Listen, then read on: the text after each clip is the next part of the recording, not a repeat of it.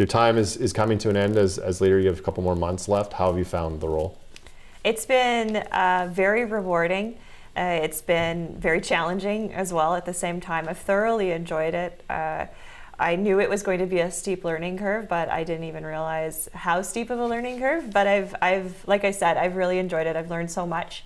I've been very humbled by the support that I've received from my caucus members, all of whom I thoroughly admire, as well as the support I've received from the larger community, from many folks I've met throughout the province. It's been very nice. So it's been very challenging, but it's been enjoyable. I've enjoyed my time.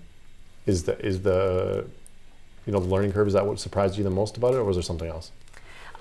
Yeah, I would say the learning curve, the amount of knowledge that you have to soak in a particular day. I'm used to overseeing several different critic roles, but when you're a leader, you have to think about all of them, all of the issues in the province, while at the same time, there's the party side of things too that I focused on in a much lesser extent when I was just an MLA. So it's your responsibilities are much higher. The weight of those responsibilities are significantly larger. The role is a very important one, and I think people rightfully place a lot of duty on you to perform that well.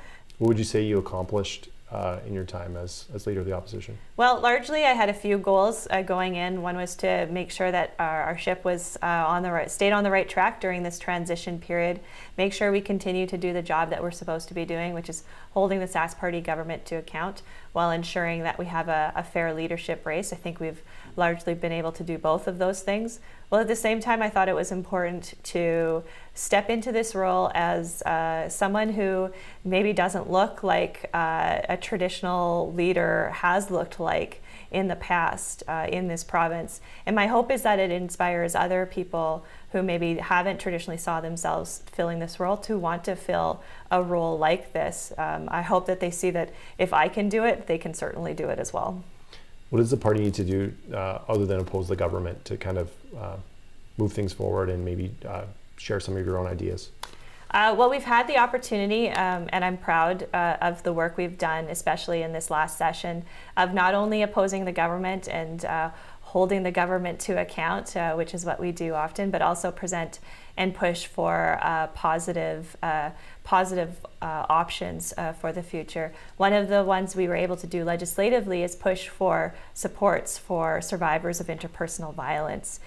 We did that the last previous session with some measures around breaking leases for victims fleeing interpersonal violence. And then this session, we were able to do that and we're able to get the government to pass a bill that allows for 10 unpaid days of leave for employment support.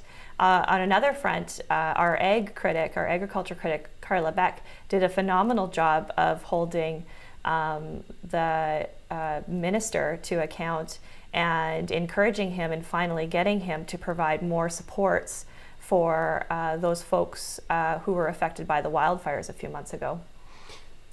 Would you say that some of the things that the government went back on in the recent budget are wins for the NDP, or is that due in part with just sort of the public outcry?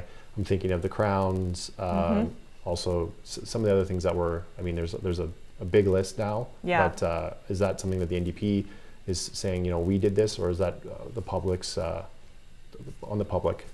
Well, they're wins for the province, really. They're implementations we saw this past budget and Bill 40 as two examples that should have never been passed in the first place. If the Sask Party would have listened to Saskatchewan people, these are implementations that we would have never seen. And through the outpouring of anger and the public outcry from thousands of people, including our advocacy work of highlighting their voices in the legislature, as is our job, we were able to see some great some rollbacks on some very difficult measures. Talking about you, what do you think for your future, and do you maybe regret not putting your hat in the ring for the leadership role? Yeah. Oh, I don't regret it.